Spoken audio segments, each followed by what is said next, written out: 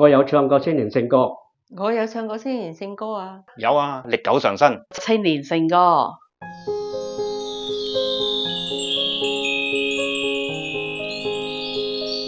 兒童嘅時候咧，我就中意唱啲容易淺白啲嘅。青年聖歌我特別中意嘅就係救主捨命心破碎。中學嘅時候咧，主能夠啦，係能夠睇到耶穌基督釘身十字架所流出嘅寶血，使到我哋成為神嘅兒女。呢首歌我哋每一次唱嘅時間真係好感動，喊㗎，有流淚㗎。而家呢個階段咧，經歷咗神好多恩典咧，我就中意唱藉我賜恩福啊。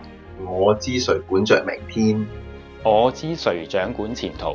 喺我放榜嘅時候，人生最彷徨嘅階段，考公開試面對嗰個壓力啦，都好大嘅。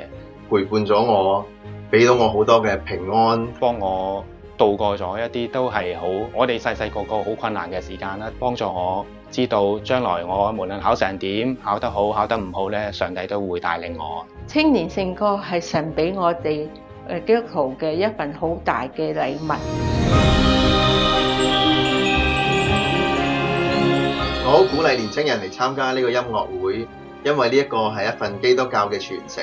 我盼望齊唱青聖呢個音樂會將會係一條寶貴嘅橋梁，讓成熟嘅弟兄姊妹可以嚟到重溫一啲佢哋已經好認識嘅詩歌。呢啲歌咧都帶領咗我幾十年，我而家都仲記得，係好有力量嘅歌詞，亦都讓年輕嘅一代可以透過呢個聚會有新嘅學習同埋啟發。好經典嘅歌，大家都可以學返幾隻，可以幫到大家。青年聖歌咧入邊真係有好豐富嘅寶藏㗎，我哋邀請你一齊嚟到發掘同埋參與啊！齊唱青聖漫步信仰之旅嘅聚會，9月4號星期五晚上8點鐘喺時宣大堂舉行，到時見啦！